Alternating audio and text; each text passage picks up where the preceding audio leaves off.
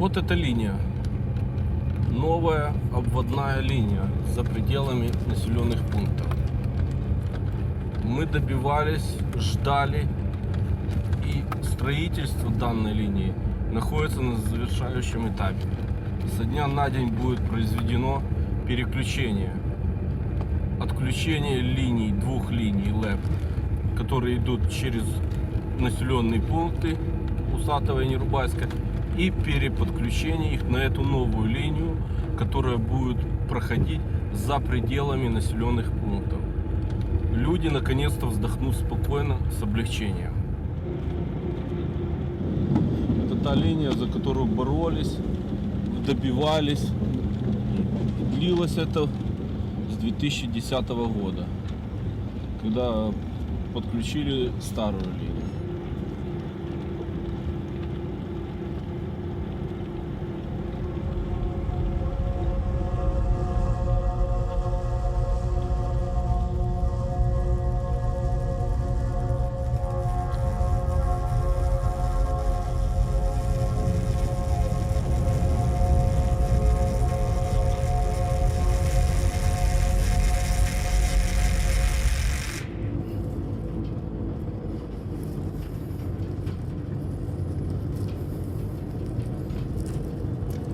Алло, Саш, привет. Слышь, ну я вот проезжаю здесь рядом возле линии, смотрю, там никто ничего не делает. Так что не ясно, будет там что-то, правда это, неправда, по этому выносу. Ага, ну хорошо. Давай.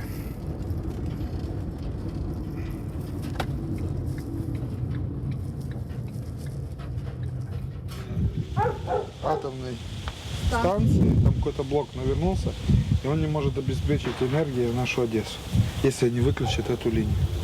И что дальше? В конце августа будет переключение. Мы все сделали. Мы помогли добиться коридора, как они сказали. Мы помогли совсем, как только где можно было, мы помогали. Почему на сегодняшний день обещали нам, что в феврале, в апреле, в мае, в июне, в июле, теперь уже июль срывается на август. А есть официальные данные, что действительно там полетел блок, что... Но это будет с Киева бумага подписана, посмотрим, кем будет подписано. Я ж не могу ничего пока знать. Я вам то, что могу сказать на словах, то, что мне сказали. А если не полетит снова что-нибудь где-нибудь, Да. если где-то не грянет гром. Согласен. Ха, понятно. А гром у нас всегда гремит где-нибудь и в самый неподходящий момент.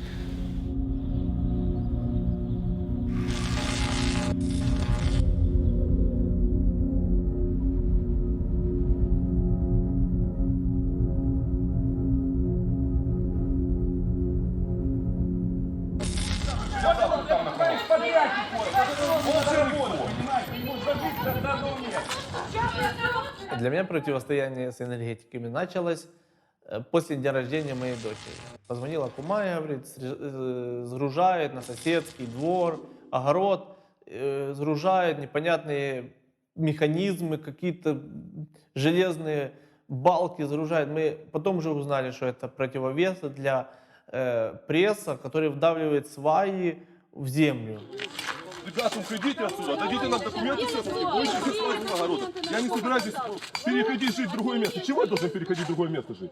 Я не хочу переходить в другое место жить. Наших детей убивали, не Вот. хотим, поймите это, избавите. Это все рабочие. Выходите, ребята, отсюда. своих детей Покажите убиваете, документы, потом будете с нами. Понимаете? И они говорят, вы шум с борща, уйдите отсюда. У нас есть все документы, все, Киев подписал, Одесса подписала, санэпидемстанции подписали. Идите домой, варите борщ, увидим вас через неделю, ваши лица. Наша милиция здесь. Не больше. 4 на 6. Алена, позвони. Это приложите к материалам, то, что находится на проверке. А скажите, кто вы такой?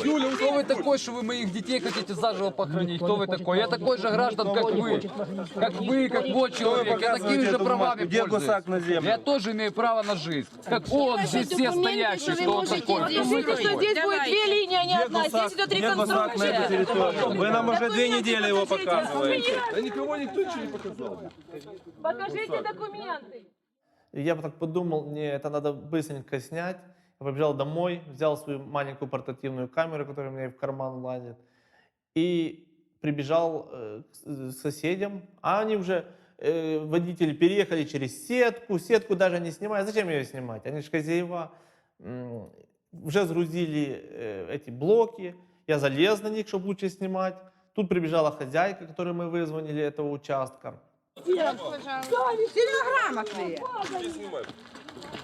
На основании чего вы делали разметку? Я разрешила заходить на мой участок без моего ведома. Я вам еще раз хочу сказать. Да не надо мне говорить. Не надо, тогда не спрашивать. Тогда не спрашивать. согласие Если вы хотите, хозяйки, дайте вам хозяйки. отвечу. Ответьте, пожалуйста, рассказываю. ответьте, да. Есть так называемый сервитут на данную линию. Вот это же я отмерил, это отмерено по... Почему без моего ведома? Ну Секундочку. послушайте меня. Должна Ну, как рублей? Нет, Что секундочку. 3 рубля? Должна, Ну у вас, если к вам быть заходят, вас договоренность спрашивают хозяйки. 3 рубля. Почему вы без Вы 3 моего рубля ведома себе заходите оставьте. сюда? Я, естественно, все бросила. Приезжая туда, да, опора была снята.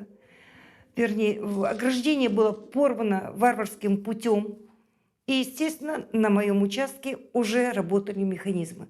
Без предупреждения даже, что они будут снимать опору.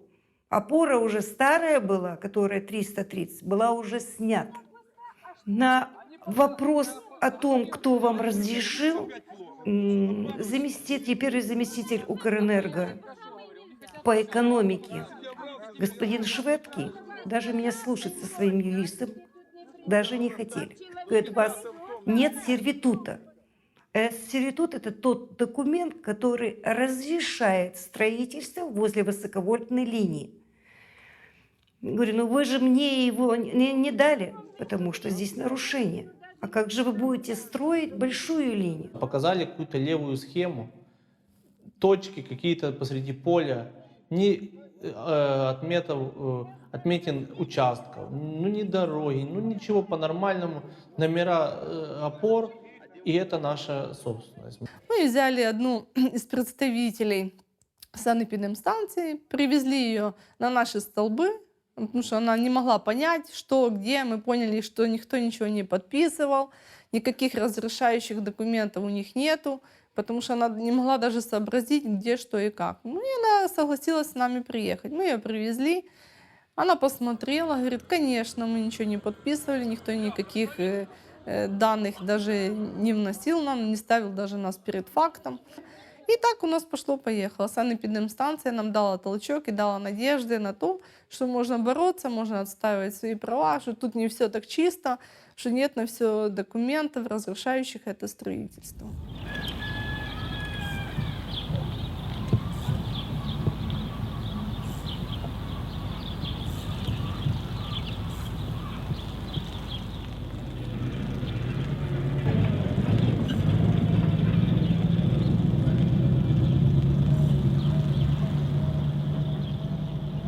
Еще во времена наших бабушек, наших родителей была поставлена высоковольтная линия мощностью 110 вольт. Потом, без всякого согласия, без всякого собеседования, без всякого обсуждения, увеличили мощность 330 вольт. Так предварительно пришли к нам домой, посмотрели огород, посмотрели, как идет линия, сказали, что будут выносить линию. Мы согласились на это, без всякого шума. Разговоры о том, что ее будут выносить, были давно, поэтому мы и согласились. Но когда привезли эти опоры, поставили эти огромные такие новогодние елки, и когда мы узнали о мощности, о том, что они будут выносить, а еще и 2 навешивают, конечно, люди начали бунтовать. Конечно, молодежь начала рыться в этих всех санитарных, строительных нормах.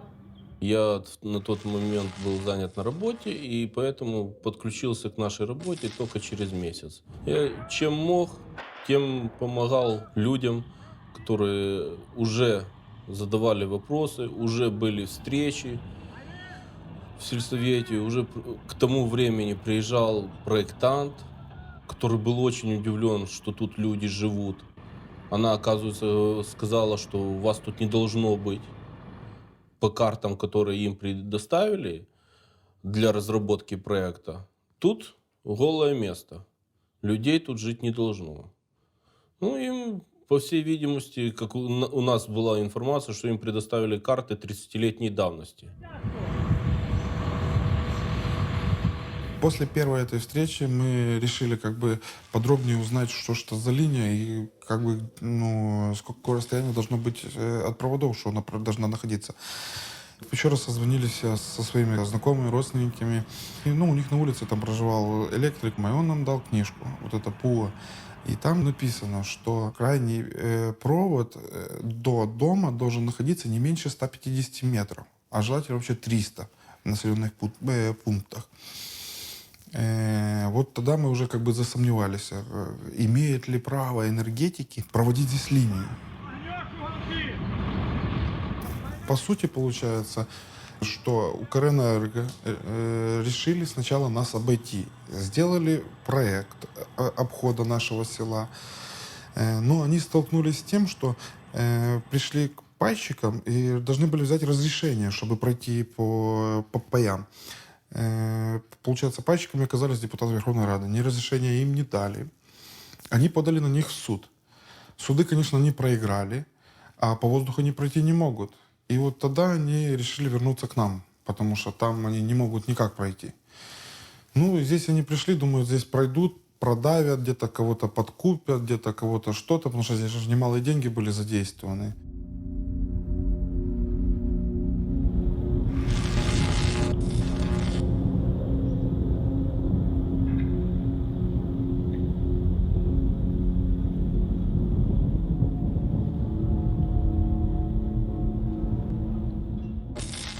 Мы собрали всех людей, кто звонил, кто пошел по подворами, все пошли в сельский совет. Туда приехали энергетики, председатель сельского совета, туда с области приехали, с района приехали. Вот. Люди были очень настроены так активно. Мы хотели идти перекрывать дорогу, и тогда председатель райрады заверил нас в том, что 2 недели не будут происходить никакие строительные работы, пока он не поедет в область, не выяснит это все, и, может быть, решится вопрос так, что Усатого обойдут. Ну, на следующий день после этого собрания мы увидели, что идут работы. То есть, как обещано было 2 недели, никто этого не соблюдал. И между собой соседи как-то уже сами, можно сказать, что все сами туда сбежались. Почему продолжаются работы? Ведь нам обещали, что 2 недели до выяснения ничего происходить не будет. На что нам ответили, что это вы спросите у того, кто вам обещал. А нам никаких указаний не было. У нас есть задача, цель, и мы как ставили, так и будем ставить. Смотрим, что здесь вот такая начинается. Начали не давать работать этим энергетикам всем. Как бы приглашали сюда председателя нашего сельского совета Юрия Ивановича. Официальное сообщение о том, что будет вестись работа, таких не было. Просто пригнали технику и начали работать. Компания крупная, серьезная компания, у которой есть большая материально-техническая база, техника серьезная, они, конечно, эту работу выполнили. Они могли выполнить ее в любую погоду. Местную власть не ставили, в тот момент не считали нужным с ней даже общаться. Первое время тоже Юрия Ивановича можно понять, потому что он сам не знал, что линия будет здесь двухланцюговая идти. Потом мы уже когда разобрались, так что будет линия. Потому что начали говорить, вот вы дали сначала разобрать, а поставить назад не даете. Ну, как бы, никто ж не хочет, чтобы над головой у тебя проходила линия. Да, она стояла. Ну, как бы сейчас стали другие нормы, другие законы. Вы сняли. Значит, извините, пожалуйста, зачем вы сюда ее ставите назад? Уберите ее в другое место. Ну и мы все залезли на опору. Она лежала, и мы на нее взобрались. Вот. И несмотря на то, что мы сидели на этой опоре, нас 2 кранами по команде ихнего начальства подняли над землей. Ну так, что я спрыгнуть боялась. Мама, я...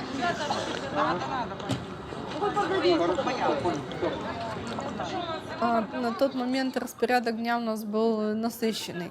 Утром мы вставали в первую очередь, мы не бежали смотреть, что творится у нас в теплицах, как цветок распускается, не распускается. Мы смотрели сразу на опоры, кому какая ближе. Идет работа, не идет работа, созванивались. Где работа, мы сразу бежали. Граждане, вы в настоящее время оказываете препятствие выполнению законной деятельности организации Укрэнерго по установлению данных электропередач. То есть вы не даете подъехать им к своему участку и выполнять работы. А мы не дадим.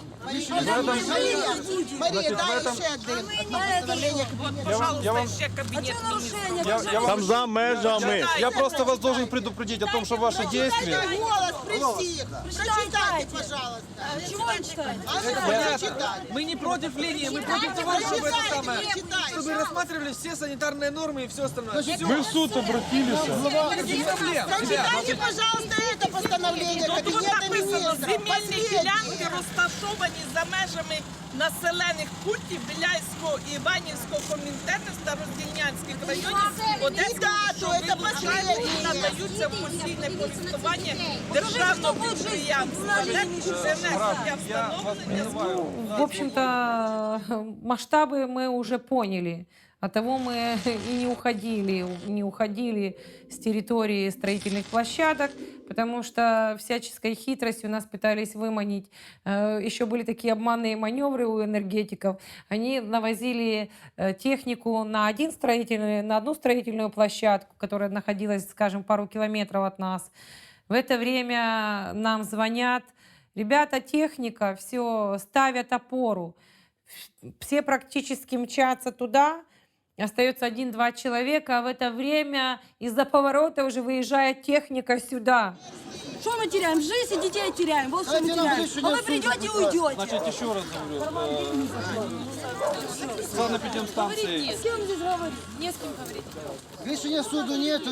Наша Кача, мы никого не пустим. Все. Суду не идете. Подходите ближе, подходите. Суд завтра. Почему сегодня работы ведутся? Объясните народу.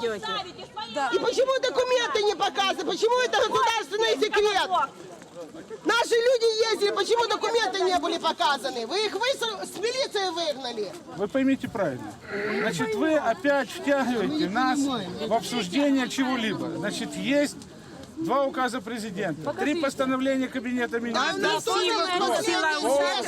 основании этого мы стоим. Они все время утверждали, идет реконструкция. Реконструкция линии Молдгрэс-Усатова. И тут же говорится, реконструкция подразумевает в себя переход с одноцепной в двухцепную. Еще будет у них, помимо Молдгрэс-Усатова, Аджилык-Усатова. Документы все, которые предоставлялись везде представителями НЭК «Укрэнерго» и южных энергетических систем, были все на строительство новой линии Аджилык-Усатова. Ни одного документа о реконструкции старой линии Молдгрэс-Усатова не было предоставлено. В 2005 году был проект, который проходит кудой? За межи села. Да. В 2009 году прошел. Так вот этот вот проект, который по 2005 года, как сельсовет его поддержал? Погодили при соблюденні ДБНовських норм і погодження з сміжниками земельних ділянок. Погодження нема? Так було написано? Так было написано. Извините, вы это подтверждаете? Подтверждаю. Все, какие вопросы? Почему вы вводите... После того, давайте по очереди говорить. Почему вы вводите людей в заблуждение о том, что я согласовал проект реконструкции? проект реконструкции... Я не согласовываю проект реконструкции, потому что даже не надо разрешения ГАСКа на это, если вы знаете. Значит, смотрите, реконструкция линии, которая вот здесь вот и шла... Уже Юрий Иванович наш вот председатель, вот это а они вот непонятно линия. кто и что. Реконструкция, которая начата, она идет. Нет, так подождите. Скажите, пожалуйста, какие обвинения вы в мой адрес можете выставить? Обвинение? Да. В 2007 году, что вы лично, как должностное лицо, не поставили громаду о той проблеме, которая здесь есть. Подождите. О чем? По охранной зоне линии электропередач. Подождите. Если в 2007 году не было еще этого проекта, кого я еще раз говорю, в 2007 году... Я объяснил все, что я могу. Давайте где подрядчик? Подрядчик. Как вы работаете, делаете войну? Простите меня, что вы делаете войну? Вам дали, вам сказали люди. Как это отойдите? Почему отойдите? Давайте, покажите свой форм. Нет, надо заводить таких. Прочитайте, пожалуйста, документ. Вы прочитайте документ, товарищи. Я вас прошу. Я вас умоляю, прочитайте документ, который нам дан.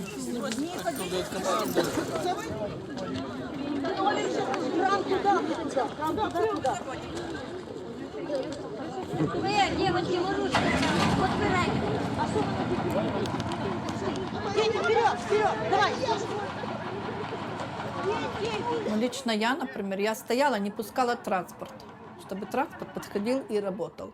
Не давала возможность крану заезжать, тоже не давала возможность. Я не это вот, вы не имеете права. Дайте разрешение. Нет разрешения, значит, не будете работать. Они отключают нам свет, пока мы отключим вам свет. Ну и потом всякие тоже были, что надо, что вы думаете, все равно мы построим, раз есть проект, мы будем строить. Мы говорим, не будете. Давайте нам фамилии, мы будем составлять сейчас протоколы. Что мы должны спрашивать? Государственная программа выполняется. А люди есть государство. И мы тоже есть государство. Значит, давайте решать наши проблемы в суде. Почему их мы не решаем? Ставить вышку, пожалуйста, в сторону. Всех запишем, всех опишем. Моя фамилия Нестеренко Вячеслав Витальевич. Должность. Я юрист, просто юрист. Составляйте протоколы.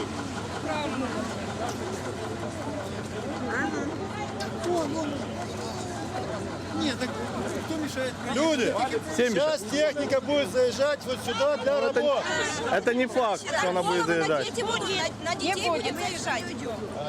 Не будет заезжать. Это место является... Где, какое место? Вот тут земля запасов в данный момент. Вот тут. Ваше место там, если вы хотели уже так по-нормальному. линии 330 километров. Не хочу, я имею право не... Почему? Потому что не хочу. Ну пусть это милиция будет. Вы препятствуете... И вы меня не забудете. Ну, когда они видели, что мы начинаем выходить регулярно, системно, что мы не сдаемся, что мы начинаем письма писать, не останавливаемся, они поняли, что письма до Киева доходят, некоторые письма, которые не доходили, мы сами завозили, непосредственно в Киеве уже бросали. И они поняли, что надо нас чем-то припугнуть, начали протоколами. Но эти протоколы не сильно на нас подействовали. Затягивали это все строительной монтажной лентой, что здесь находиться нельзя. А если мы будем находиться в процессе строительства на этом майданчике строительном, мы будем платить за простой техники, потому что техника не имеет права работать, когда на площадке находятся люди. Ну, тем более нас было много, не 2-3 человека. Это их обязывало не работать. И они собирали технику и уезжали на другой объект.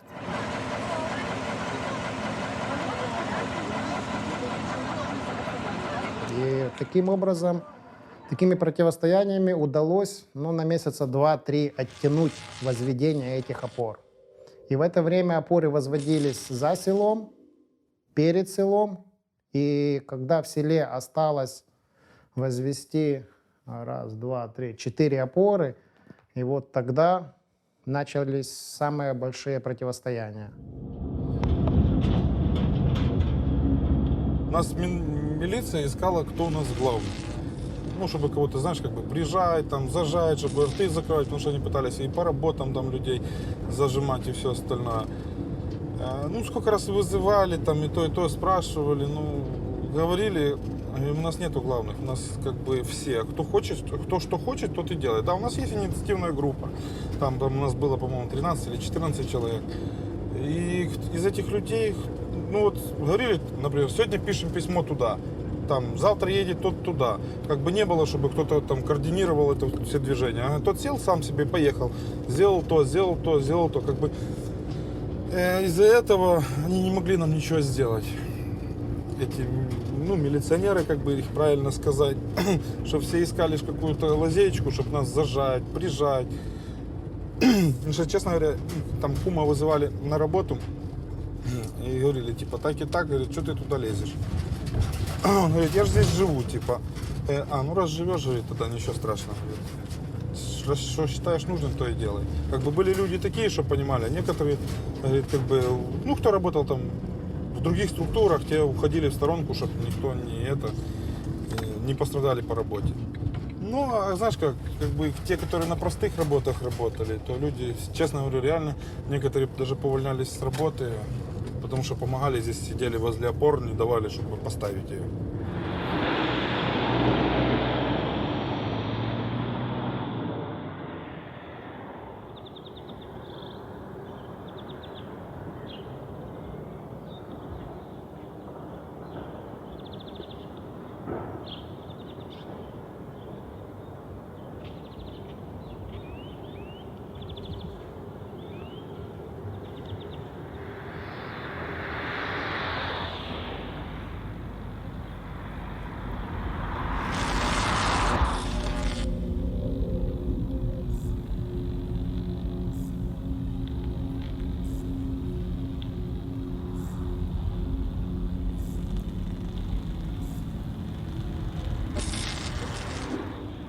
Алло, Антон. Здравствуйте. Антон, у нас такая сейчас обстановка. Наши энергетики выехали на место уже работать со всеми инструментами, с рабочими. И вдруг им сделали отбой. С Киева пришло письмо на обладминистрацию, чтобы отменили. А почему отменили, как Хлыцов сказал Петр Владимирович, что здесь нужны кондиционеры, чтобы были включены. И поэтому жара переносит на август месяц эту работу, которая должна была уже 18 числа. А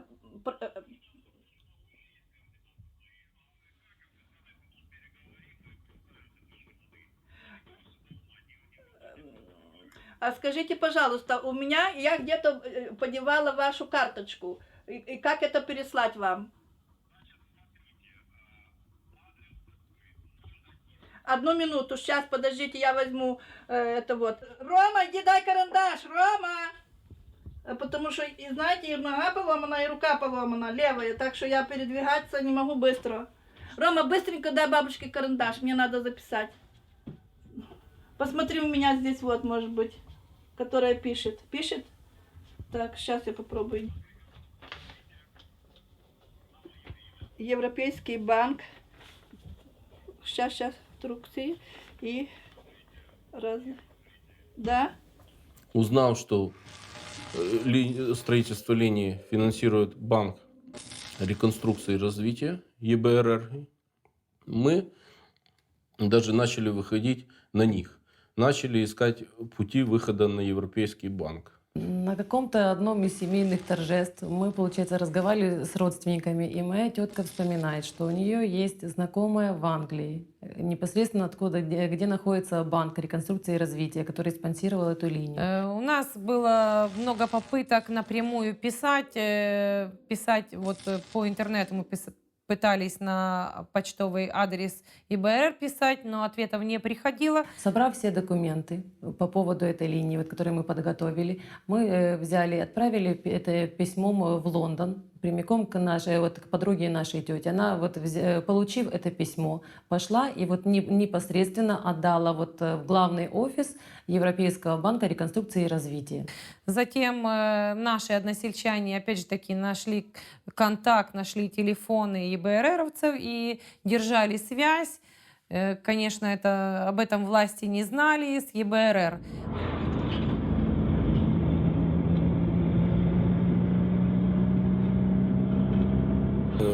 У нас была информация, что с нами хотел связаться представитель экологического центра. Мы не знали, кто это, что это, не знали фамилию человека, не видели его в лицо. Был телефон контактный, кто-то через знакомых каких-то своих получил его телефон, чтобы с ним связаться. Этим человеком оказался руководитель экологического центра Юрій Урбанський. У 2009 році ми вивчали шкідливі наслідки інших проєктів будівництва лінії електропередач. І під час громадських слухань, які відбувалися в Києві, познайомилися з представниками села Усатове, які спеціально на ці слухання приїхали, щоб повідомити банк про те, що в них в селі збираються будувати нові лінії. І, власне, шукали підтримку, хотіли до когось достукатися із своїми проблемами. Ну, так от познайомились, почалось якесь там спілкування почалось, вони почали надсилати листи в банк. І 15 листопада дзвонять мені з Усатова, це була неділя, кажуть: Юра, ну у нас завтра збираються все, ставити опори, якщо можеш, приїдь. Я кажу, ну, звісно, така справа, треба приїхати. Приїжджаю, тепло вдягнувся, взяв камеру, яка дуже сильно потім згодилася. От, приїхав зраненько, так холодно, зустріли з вокзалу, привезли, ну і потім все і почалось.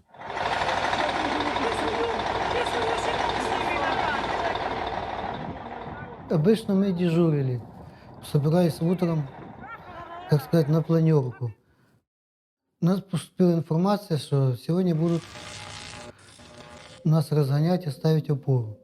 Мы выставили своих дежурных при подъезде Усатова, чтобы в случае чего могли нам позвонить, кто к нам едет. Сначала приехали работники ГАИ, перекрыли дорогу возле нас. Вот. А потом вдруг звонят по мобильному телефону, что все, говорит, нам капец, едут работники, правоохранительные органы едут к нам и считают машины, по мобильному считают 17, 18, 19, 20, 21, 22. Когда я проснулась в 7 утра от звонка, что мне позвонила знакомая. Она работает в МЧС и говорит: Танюха, говорит, не лезь туда, вам на Усатово очень много милиции вызывают, там какую-то ухвалу приняли правдами, неправдами. Будет все жестоко, будет все серьезно, все будет наказываться. Просто ничего просто не сойдет с рук. Будь осторожна. Я еще выхожу из дому, что ж, будь осторожна. Выхожу, как увидела, сколько милиции. Под воротами все машины с милицией до самой Довженко. Вся улица Довженко забита автобусами. Там автобусов 10, все полные милиции, все забиты. Ну, что делать? Я говорю, надо побольше людей собрать. Мы начали бежать по улице, бить в ворота. И говорит, выходите, поддержите нас. Когда бежали по улице, там много было милиции, и они как бы прошлись за нами, посмотрели. И этим людей испугнули. Мы оббежали часть Усатова нашего, вот, стучались в дома, звонки, мы просили людей выйти, хоть как-то, хоть просто постоять. Очень многие, либо люди не выходили, не открывали даже нам, а некоторые говорили, да ну нам надо, чего мы придем. Тогда же, помните, эпидемия гриппа была, птичий грипп. Юлия Тимошенко привезла много этих масок, и кто будет ходить без масок, будут наказывать. Поэтому купили целую пачку этих масок. И мы, как положено, соблюдали нормы. Все стояли в масках, как положено. Мы вообще не бандюки, не уголовники. Мы мирно противостояли. Так, внимание. Ребята, уходим сами отсюда. Сейчас, вон участок. Нет, уходим. А когда число? Какое число там? Там сейчас разберутся. Пожалуйста, к судебному исполнителю. Ну так сейчас разбираются. Митинговать вот там. А Крючкова нас судила. Почему? Я не знаю, у меня есть ухвала суда, которую необходимо исполнять. Пожалуйста. И нам засчитали представители исполнительной службы запрет, решение ухвалу суда о запрете нахождения там 17 человеком, которые вообще даже не получали ни исков, ничего, ни вызовов в суд, ничего. И вот так вот это все и началось. Женщина приковала себя цепями к опоре, и у нее была канистра бензина. И она грозилась сделать самосожжение. Это не было спонтанно. То есть вот иногда человек спонтанно делает какие-то вещи. Это, в общем-то, ну как бы, ну последняя точка. Вот, вот когда уже ничего нельзя будет сделать. То есть что-то же должно было бы их остановить. Ну, должен же был быть какой-то вот предел.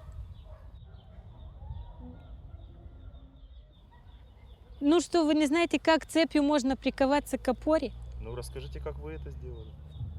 Раз, два. На замок застегнула. Все. Поставила канистру с бензином возле себя. Но дрянь, спички не загорелись. Я их чирк, а они не загорались. Тухли. Видимо, ветрено было. Все. Вот так и было. Было неинтересно. Говорит, ну, один быстренько милиционер к ней прибежал, говорит, напрыгнул на нее. Говорит, ну, что она плакала, говорит, потому что, говорит, сама, говорит, дура, говорит, ну, как бы так говорила, что, говорит, оставила у себя в кармане, говорит, ключ. Ну, звісно, міліція злетіла на неї, забрали її віти. І тоді вже почалося. Сосед мне говорит, Сережа, смотри, говорит, они уже получили команду, говорит, сейчас они пойдут. Потому что они просто сначала стояли, потом они сцепили руки, и буквально через 2 или 3 минуты, говорит, мелкими шагами они начали идти на людей. Как бы, а люди себе, ну, просто все стояли, ходили вот здесь вот по кругу. Они начали ходить, вот выталкивать, идти.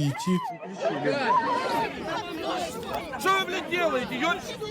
Все, 30 метров мы от опоры стоим, по закону например, куда вы лезете еще? Снимайте это все! Мы будем все весь мир снимать! Снимайте это все! Выдавливали людей, они зажимали, потом делали круг, кольцо, маленькие кучки людей. И вот они по 10-15 человек выталкивали, раскрывали, толкнули и назад, и уже стояли мертвой стеной.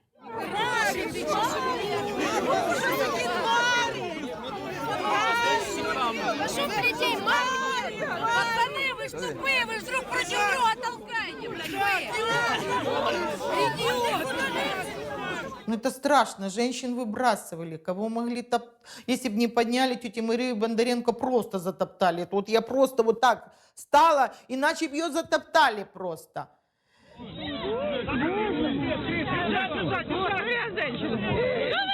вы делаете,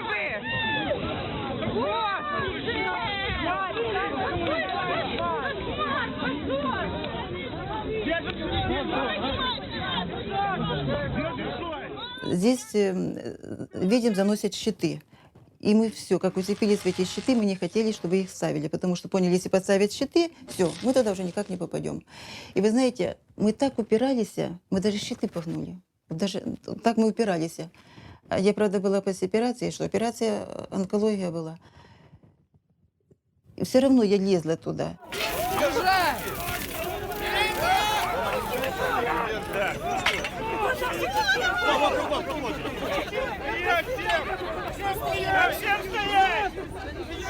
Когда уже началась эта суматоха, крик, поставили вот эти турникеты, милиция оцепила, работа началась, и мы уже, понятно, мы уже ничего не можем делать.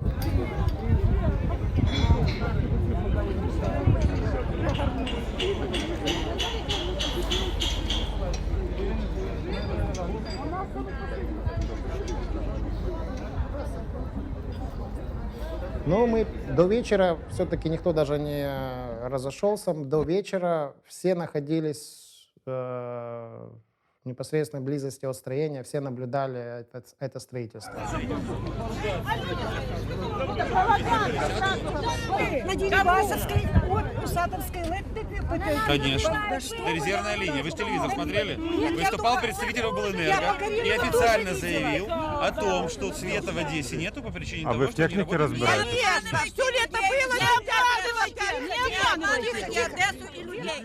Ну, усатівцям часто закидали те, що вони там егоїсти, що через них страждає Одеса, але якщо зараз подивимося, лінію змогли побудувати іншим чином, ніж через село. Одеса не страждає.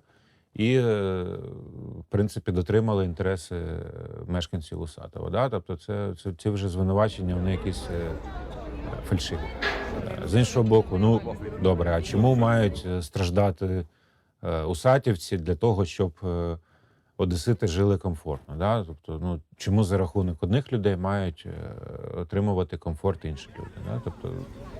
Анатолий Николаевич, прекратите международный скандал! Вы ж позоритесь на весь мир сейчас, Анатолий Николаевич! Деньги не пахнут. Вы подумайте, вы ж позоритесь!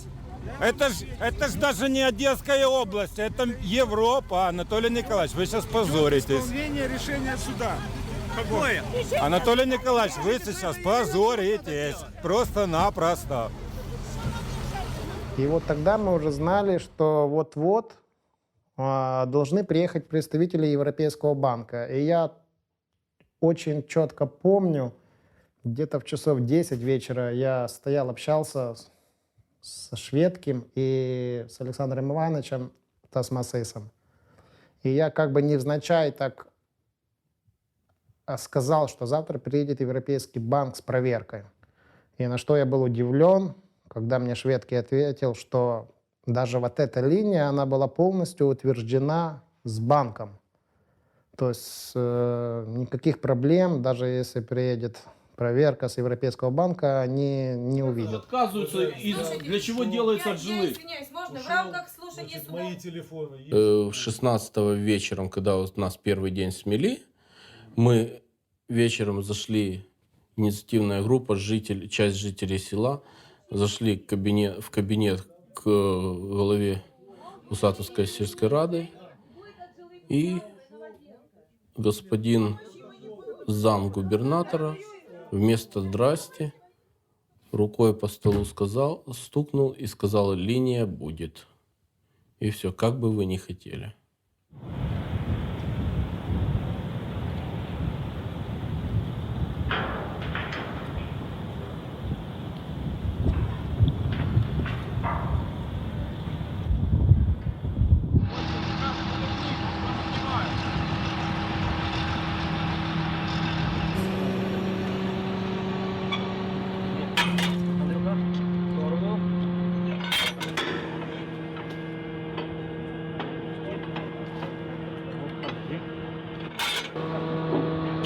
Стоп! Наши. Бог. Есть. Руки! Руки! Все, Майна!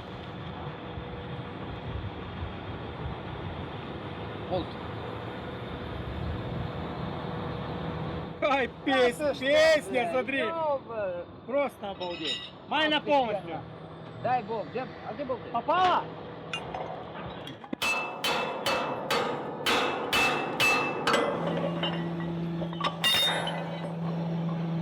Сразу шаг.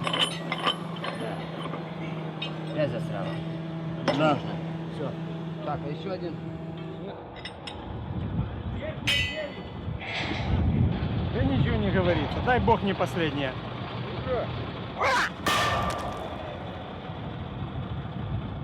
16 числа, когда зачитали нам решение суда, что мы не имеем права препятствовать строительству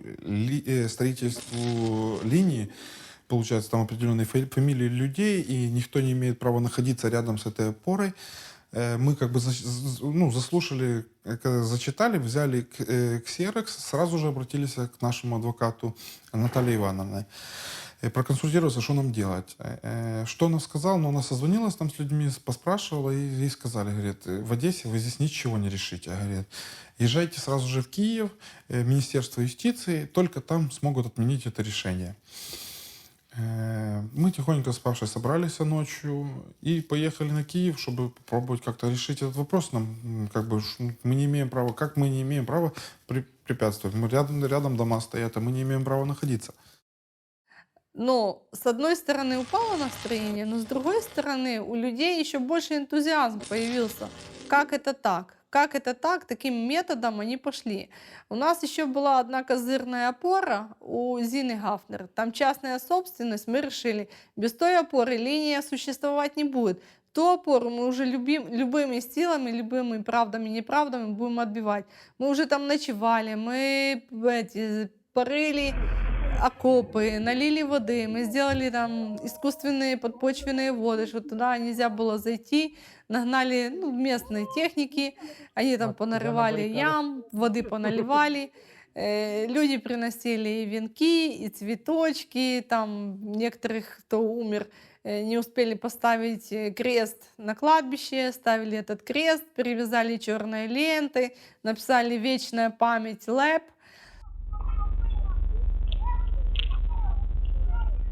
Это был самый такой вот, самый страшный день. Не знаю, вот на рассвете мы стояли возле этого места, где должна была стоять опора, и тут вот такой сумасшедший топот ног. Я не знаю, наверное, человек 200 вот бежало молодых ребят в оранжевых жилетах. Они штурмом, как саранча. Секунда, их столько вывалило с автобуса. Они галопом сюда рванули, забор разобрали, турникеты поставили, все, оцепились, сюда перекрыли дорогу, там перекрыли. Получается, заехал экскаватор, быстро ковшом снес заборы, и техника пошла. Это еще ночь была, и пошла техника по огородам без согласования. Никого даже не попросили там убрать свою ограду, то есть просто все поломали.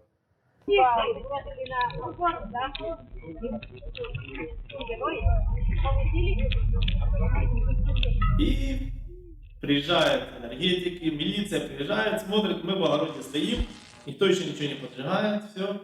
Говорят, ну сейчас мы вас там не закатаем. И тут поджигаем скаты, столб дыма такой метров 30, наверное, вверх, если не больше. Там было видно километров, наверное, за 20 нас, что тут что-то горит.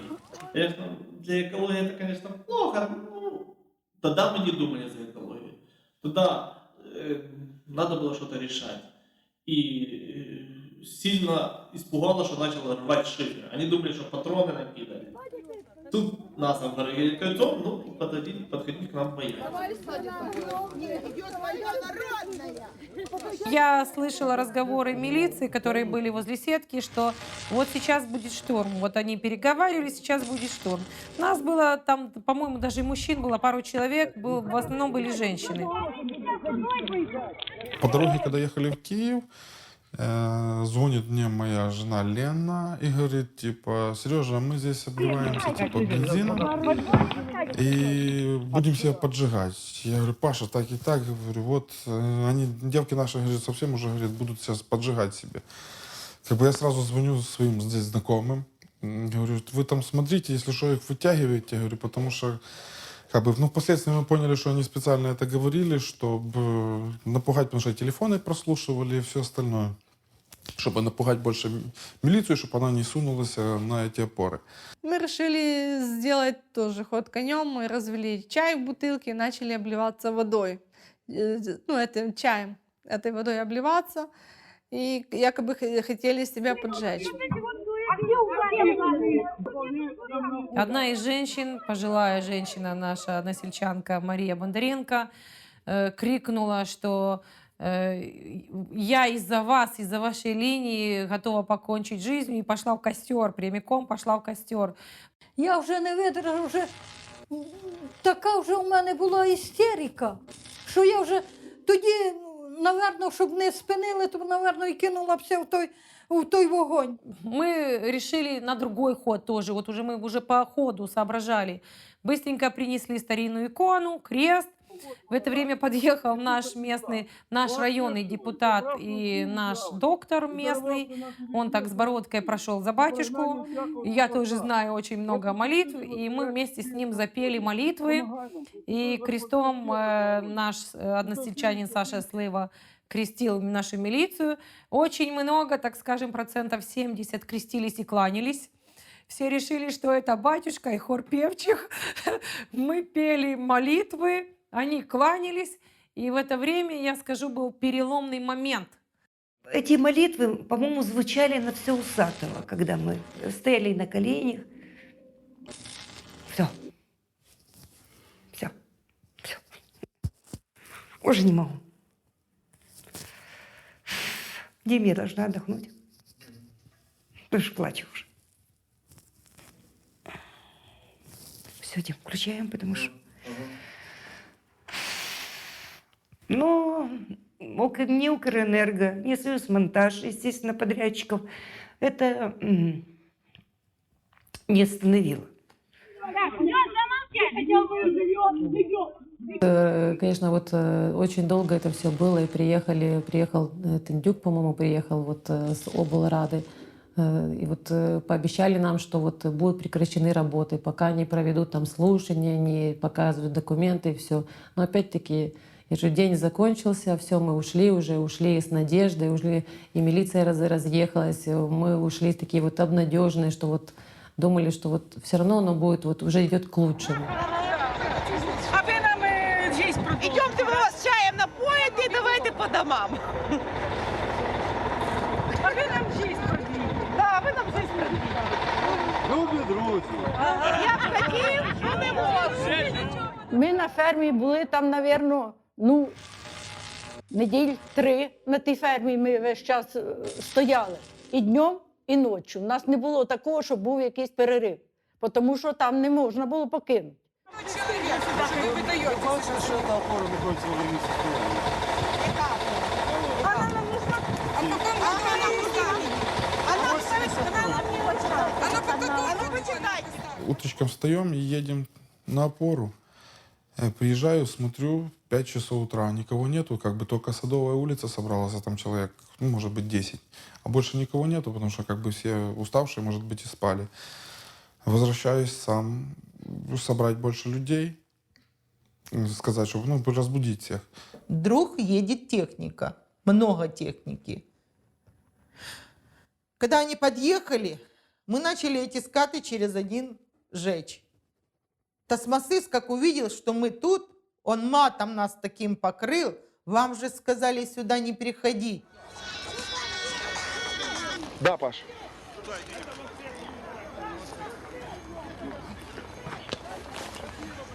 Я знаю, так уже сейчас. Да.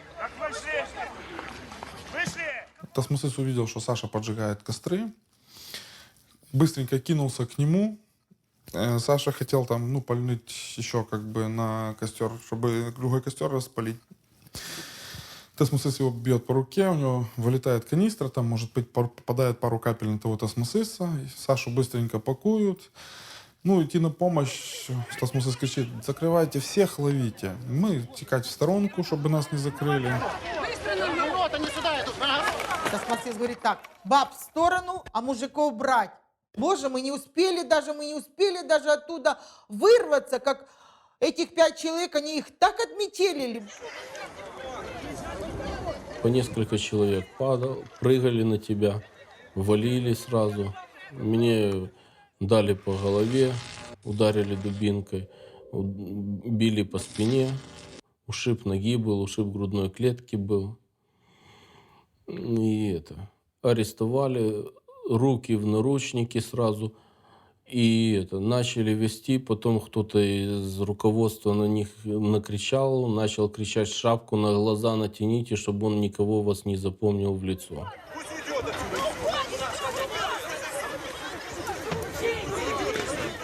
Женщины там отбивались, одного человека даже отбили, вырвали из лап милиции, его отпустили. Это учитель тоже, житель нашей улицы. Ми і падали там на них, на тих хлопців, і що ми тільки не робили. Не дати їх, щоб забрали їх у міліцію. За що їх забирати? Нічого не помогли, нас побили всіх, а хлопців скрутили і потягнули в машину. Потому что я остался здесь дальше воевать, а люди поехали, нас собралось там человек 10, тоже 15, поехали в Беляевку, чтобы высвобождать Сашу, Диму, там, всех 4 человек. Потому что я собрал паспорта, адвокатов отправил, созвонился, а мы здесь остались, потому что до нас должны были еще в этот день приехать с Евробанка, Сара. И я так понимаю, что Сару не надо было сюда пустить, и это было сделано специально с счет милиции, что они объявили здесь чрезвычайную ситуацию, и нельзя сюда приезжать. Ну, как бы Сара тоже, я так понял, что она не из таких людей. Она сама созвонилась с нами. И говорит, типа, вот нам сказали, что, типа, с вами нельзя встречаться. Говорит, если вы хотите со мной встретиться, говорит, приезжайте, типа, к нам в гостиницу. На встречу нас зашло всего лишь 4 человека. Мы тоже решили толпой не заходить, потому что все-таки встреча неофициальная, и в холле в гостинице, чтобы все не сорвать, нас зашло 4 или 6 человек. Ну и провели мы где-то около 2 часов, выясняя, как же так проект утвердился. И, к моему удивлению, оказалось, что да, действительно, они утвердили проект. Действительно, официально в последний момент Укрэнерго попросила их подтвердить изменение маршрута якобы с этими судебными проблемами в отношении земельных паев, по которым могла пройти линия. І ця лінія була утверджена. Не завжди банк прислухається до громадськості, не завжди інформація напряму надходить коректною, тому що банк покладається на інформацію, яку отримує з Київського офісу. Київський офіс покладається на інформацію, яку йому надає компанія. В нашому випадку центральна компанія покладається на інформацію, яка йому надходить з одеського філіалу. І от такий от довгий ланцюжок. І, по суті, на одному кінці не видно насправді, що відбувається на іншому.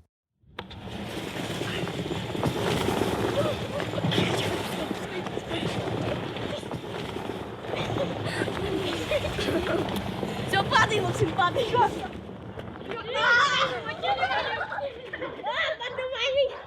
После возврата из больницы, после выписки, я увидел, что практически все опоры уже установлены. Заканчивался монтаж опор и шла подготовка к натягиванию проводов. Потом началась процедура натягивания проводов. Люди также препятствовали, также приезжала исполнительная служба, также была милиция. Но милиции уже не было в таком количестве, они уже, как говорится, так вольно себя не чувствовали, потому что людей уже было больше. Но люди им уже не могли воспрепятствовать, потому что в некоторых точках энергетики там завели трос, потом взяли краном, чуть-чуть приподняли, там, где люди даже помешать не могли, и все, и они уже зафиксировали эту. Ну, так как я слышала, бабушка где-то здесь висела. Нет, Не здесь висела. Я покажу, где я висела.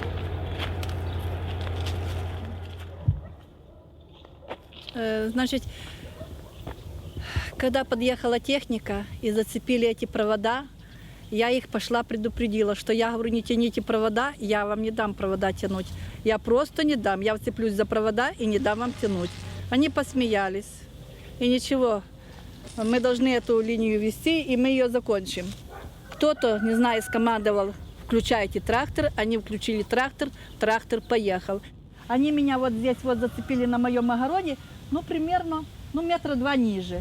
И когда они меня подняли выше моих этих маленьких деревьев и подняли аж туда, притянули на тот огород, и на том огороде я была так высоко, что с этого я бы еще рискнула прыгнуть, но с тех я уже боялась прыгнуть. Я тогда сообразила, взяла на эту проволоку уже не руками держаться, а одной рукой перехилилась туловищем под мышку, значит, мышкой уже стала, под мышкой держалась с одной стороны на проводе, потом другой. И таким образом я уже тогда истерически стала кричать так.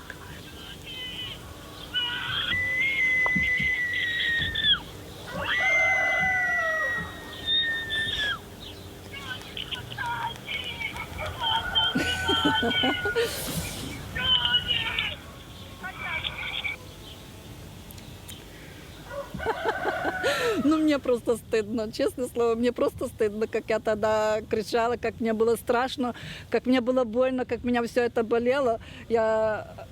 Мне страшно, я говорю, я бы, не знаю, наверное, может быть, бы повторила, но навряд ли я повторяла бы. Но я и думаю, что мне кажется, что никто бы уже, даже с тех, которые вот это вот все делали, никто не повторит.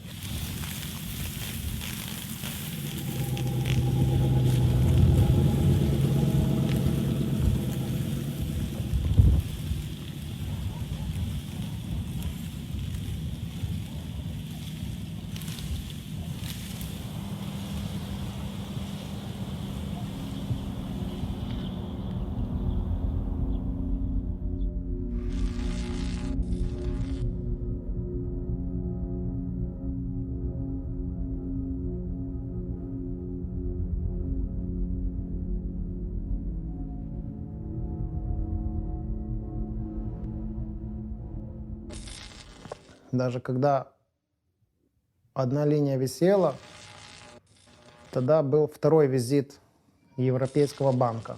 И тогда уже Сара привезла с собой Марка Кинга, который был назначен руководителем по проверке этого случая. Ну, мы собрались возле одной из опор и ждали их там. Председатель позвонил, сказал, чтобы мы разошлись, потому что они нас боятся. Мы дали слово, что мы к ним подходить не будем, ничем к себе привлекать внимание. Мы просто хотим увидеть, что да, действительно приезжали представители, смотрели на вот это все. Мы проехали вдоль всей линии, прошлись по огородам, прошлись по домам. Но, честно говоря, они были в диком шоке от увиденного. Они не могли себе поверить, особенно Марк. Он настолько оказался эмоциональным человеком, он просто терял дар речи, когда это видел. Он спрашивал, как это могли вот так вот с вами поступить, как так можно.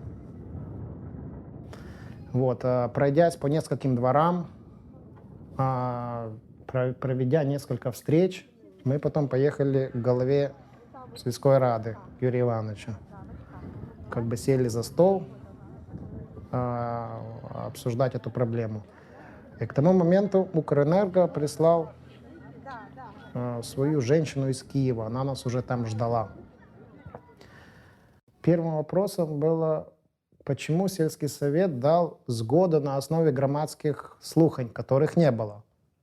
То есть это вопрос был задан непосредственно Юрию Ивановичу, на что он ответил, что таких общественных слушаний не проводилось.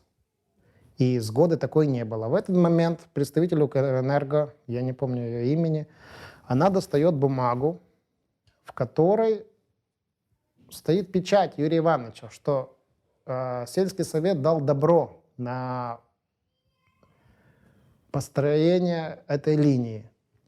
В это же время Юрий Иванович достает свой документ.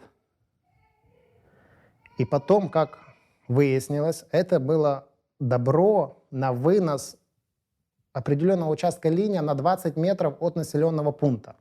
Это касалось именно улицы Садовой, от объездной трассы до района фермы. И вот на это сгода была сельского совета. А каким-то образом получилось так, что на документе, который предоставил Укрэнерго, было добавлено еще 2 листа. И на тех 2 листах это была трасса от фермы до подстанции, непосредственно до подстанции, 13 километров трассы. То есть этот вопрос был очень интересен. К сожалению, у нас юристов не было, чтобы это сразу все закрутить. Как-то оно даже осталось, я так могу сказать, что это даже осталось безнаказанно. Потому что дальше к этому вопросу даже как-то никто даже и не подошел. Почему сфальсифицированы были документы? Они приехали уже посмотреть, пройтись, не проехаться, а пройтись, посмотреть. Но мы к этому времени, это все было мгновение. Я одела у меня есть фартух английский. В свое время проходили практику в Англии. Одела этот английский фартух, взяла хлеб, соль, украинский рушник вышитый, бутылочку вина и вышли их встречать. Конечно, этого, нам сказали, это делать нельзя, но мы решили со своей народной мудрости, что мы, украинцы, народ хлебосольный и доброзычливый, и мы решили встретить так, как мы хотим встретить. У кого-то есть ключик?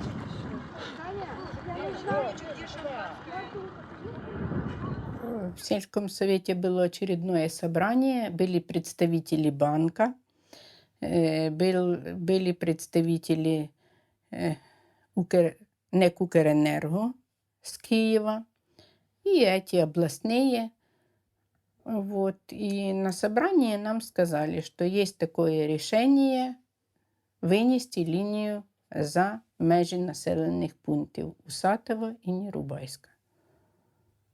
Вот так. Таким образом мы узнали, что мы отвоевали и линию будут переносить. И банк нас заверил, что он нас не оставит и не бросит до тех пор, пока не уберут последнюю опору с села.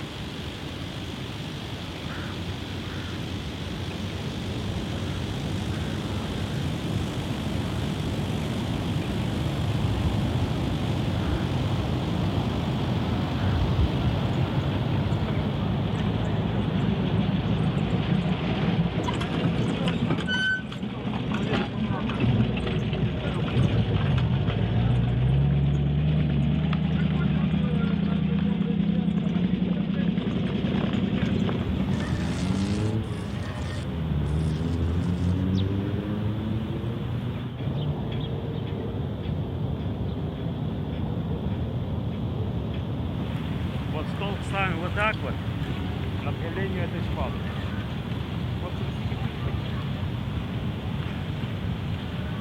Сюда подъехать нельзя? Да, сейчас.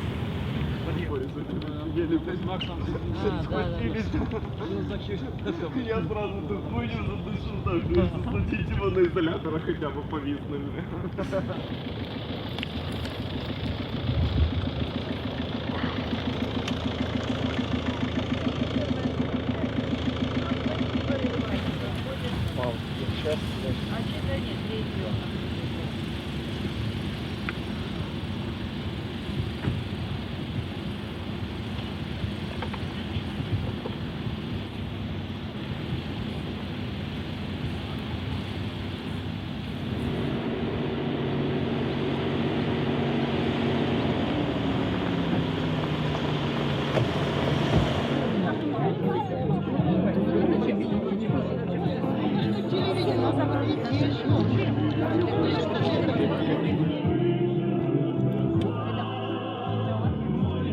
Да, да, в светлом костюме.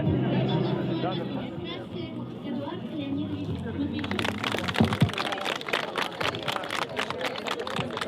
Дорогие друзья, действительно, сегодня губернатор подвел итог нашего труда, и линия выведена.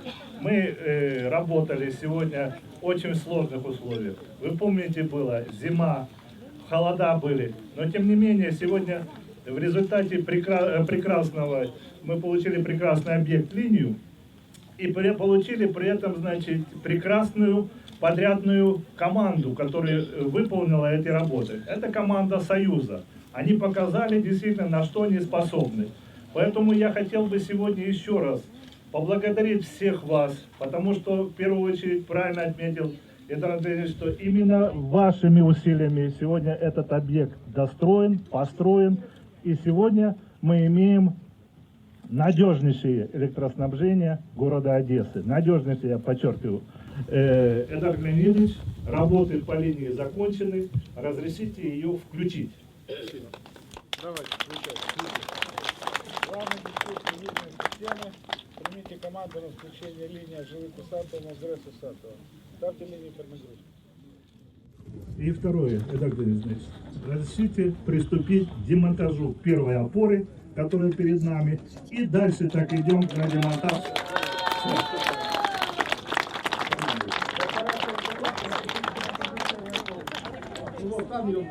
Вот она демонтируется, и вот мы идем, все. І зараз найприємніше. Мешканку нашого села, активного громадського діяча, волонтерну Марію Сергіївну.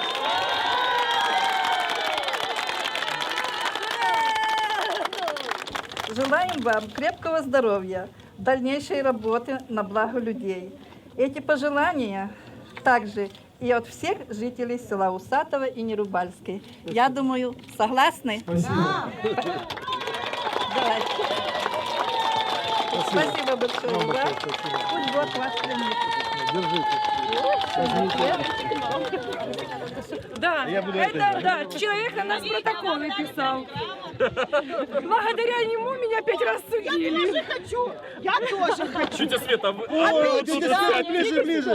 Сколько вы на меня протоколов написали? Вас совесть не мучает? А я их храню как историю. Моя работа была. Понятный герой. Дорогие граждане села Усатого, вы мешаете проведению реконструкции. Его здорово.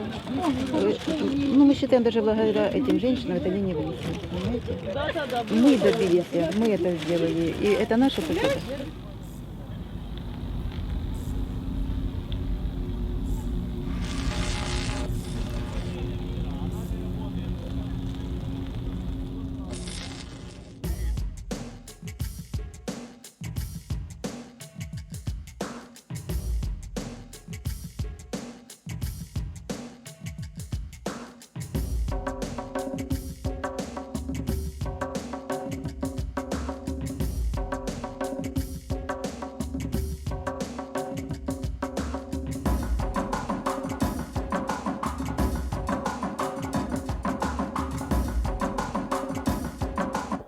многие не верили, многие говорили, Света, забудь, где ты видела, чтобы такую линию вынесли. Бухгалтера, грамотные люди говорят, ты подумай, какие суммы вложены, это же государство, кто такую линию вынесет?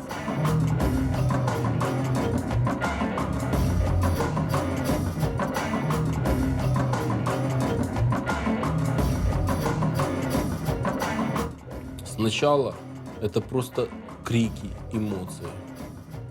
Потом, когда появляется уже доказательная база, когда ты смотришь на документы, видишь, знаешь, что ты прав, и тебя нигде, не то что не слушают, а не хотят услышать вообще.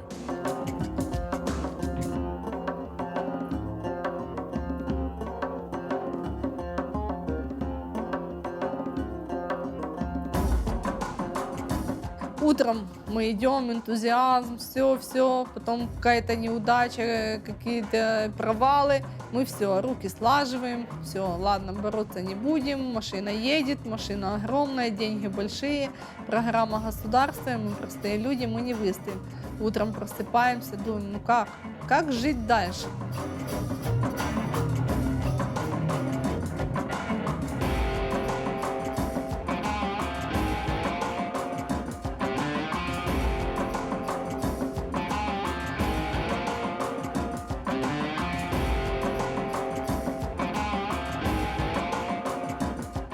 Побачив один і біжить один за другим.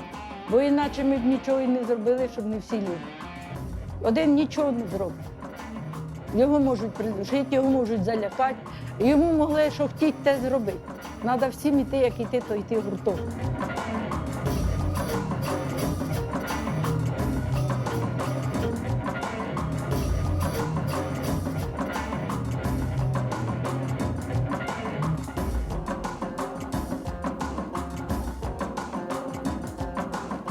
А когда это начало раскручиваться вот так, переросло вот в то, что переросло. А второй Майдан. Во, как нас обозвали. Вспомнила.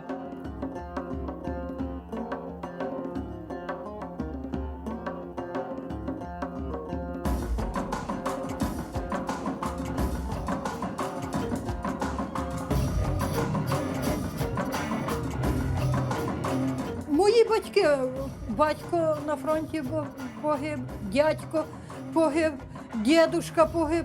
І щоб мене топтали цю землю, що він свою життя віддав за цю землю. Звісно, в мене тільки це було одна мечта за оцю свою землю захищати і все. Ну що, внуки скажуть, що ти, баба? Лінію ввели такого, ти сиділа в хаті і нічого не.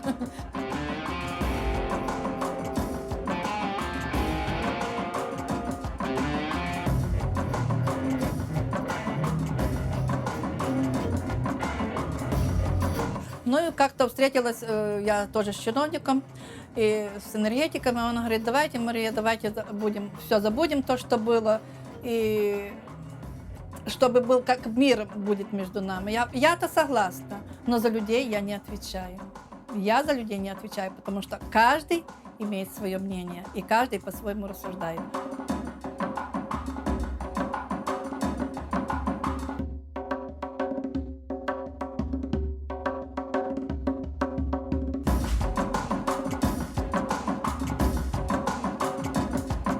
Вот мы 3 года, считайте, продержались без всякой общественной организации. 10 человек, как бы, ну не 10 человек, мы все, там 50-60 человек, сколько нас там было, 70, кто мог, чем помогал. Мы эту машину завели, и вот мы вынесли эту линию. Вот ее уже сняли, разобрали, теперь все уже как бы довольны. Но никто не верил этому, что вот мы можем это сделать, как бы. Сами себе не верили, что можем.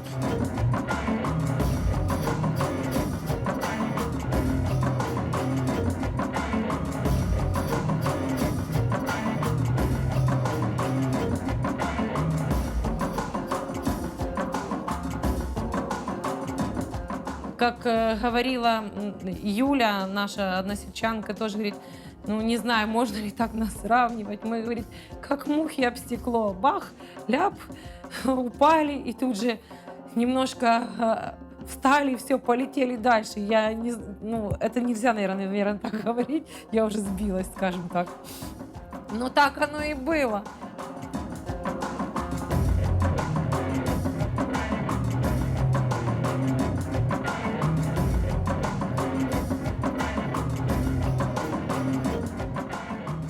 Может, кто-то скажет спасибо, и кто-то вспомнит, что когда-то бабушка, дедушка и наши мамы поборолись, и все вот стало хорошо. Лучше смотреть на чистое небо, чем на столбы с проводами.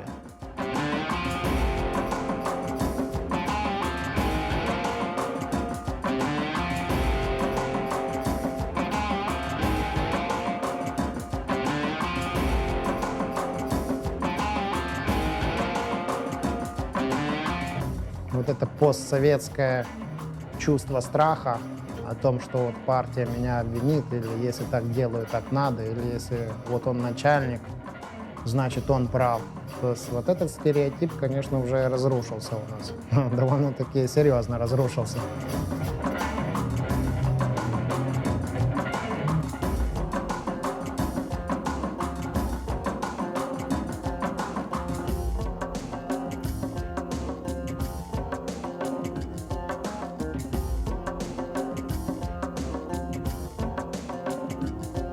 Вот наш протест все-таки сыграл важную роль и будет примером для всех, которые будут унижать и уничтожать, как быдло.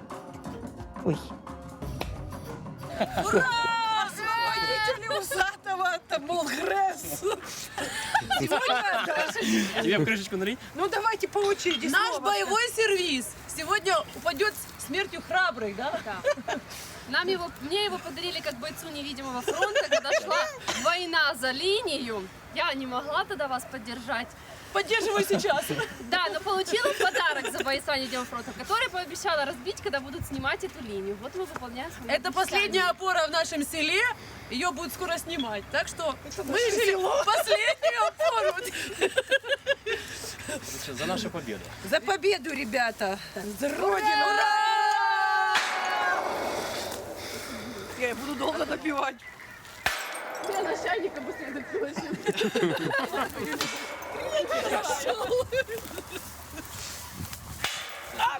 Ничего себе!